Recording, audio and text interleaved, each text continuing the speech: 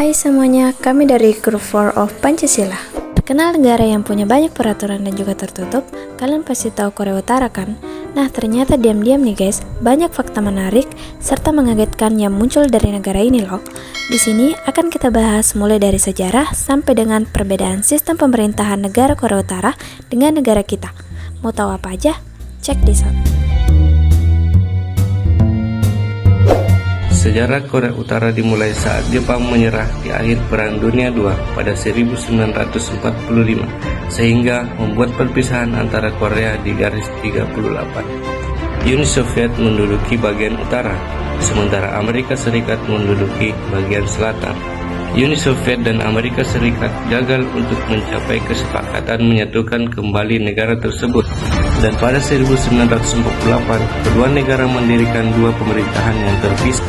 Uni Soviet membentuk Republik Demokratik Rakyat Korea, sementara Barat membentuk Republik Korea yang keduanya saling mengklaim sebagai pemerintah resmi yang berdaulat atas seluruh wilayah Korea. Pada 1950 saat Perang Korea pecah, pemisahan garis di paralel utara ke-38 digantikan menjadi zona demilitarisasi Korea. Ketegangan antara kedua pihak terus berlanjut. Kim Il-sung memimpin Korea hingga akhir hidupnya pada 1994. Ia membangun budaya permujaan individu atas dasar prinsip Juche. Ini tidak lepas dari dasar negara yang dianut oleh Korea Utara.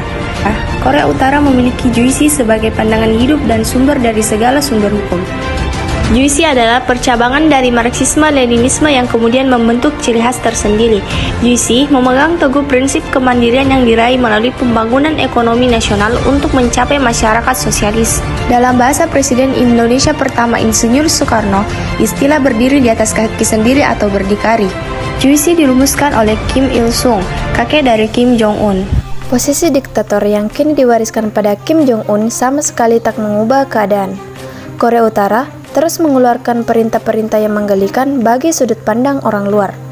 Walaupun demikian, kebijakan-kebijakan yang dikeluarkan tidak lain demi terbentuknya keutuhan dan persatuan rakyat Korut itu sendiri. Kombinasi ketertutupan pada pengaruh luar, kemelaratan, serta ambisi yang tak jelas membuat rezim Korea Utara kerap membuat kebijakan aneh yang harus dipatuhi warganya. Teknologi sangat dibatasi di Korea Utara, jadi jangan heran jika negara ini sampai membuat sistem operasi komputer sendiri supaya tidak ada hackers ataupun pencurian data dari negara lain. Kita bahas saja contoh kebijakan-kebijakan impossible yang dikeluarkan pemerintah Korea Utara. 1. Menyembah Kim Jong-un. Negara ini masuk ke dalam salah satu penganut komunis, namun Korea Utara secara resmi menyembah Kim Jong-un selaku pimpinan tertinggi Republik Direktorik Korea atau sering disebut dengan Korea Utara. 2. Tidak bisa mengambil gambar. Korea Utara termasuk salah satu negara yang tidak sembarangan membiarkan negaranya terekspos di dunia luar, sehingga mereka yang datang berkunjung ke Korea Utara dilarang keras untuk mengambil foto atau mengambil video, terutama mengabadikan berbagai kegiatan masyarakat Korea Utara atau sistem pemerintahannya. 3. Kejam dan mengerikan. Informasi terakhir yang harus kamu ketahui adalah warga Korea Utara yang kabur ke Korea Selatan akan disebut sebagai pengkhianat. Warga tersebut akan diberikan hukuman berupa gambaran kehidupan penjara, kerja paksa, pembunuhan bayi, serta pencobaan medis yang sering terjadi pada manusia. Selain itu, meskipun Korea Utara memiliki banyak sumber daya mineral, namun Korea Utara juga memiliki senjata nuklir yang dianggap sebagai salah satu negara nuklir yang paling ditakuti di dunia.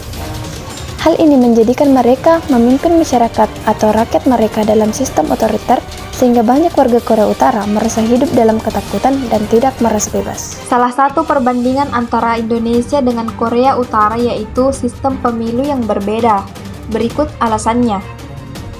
Pemilu Presiden Indonesia adalah pemilu yang sesungguhnya, di mana rakyat bebas menentukan pilihan terhadap calon presiden yang lebih disukainya tanpa ada ancaman apapun.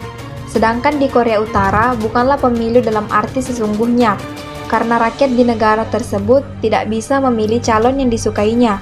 Mereka hanya diizinkan untuk memilih antara setuju atau tidak setuju terhadap satu nama yaitu Kim Jong-un, dan tidak ada nama calon lainnya. Hasil pemilu di Indonesia mencerminkan realitas politik yang sesungguhnya, seperti pemilihan presiden dan wakil presiden, di mana ada 2 nomor urut yang akan dipilih oleh rakyat untuk menjabat sebagai presiden dan wakil presiden. Sedangkan di Korea Utara, 100% memilih Kim Jong-un dan tidak ada satu orang pun yang berani untuk berkata tidak, karena jika mereka melanggar, maka akan ada hukuman yang menanti. Partisipasi pemilihan di Korea Utara diikuti oleh 100% rakyat Korea Utara,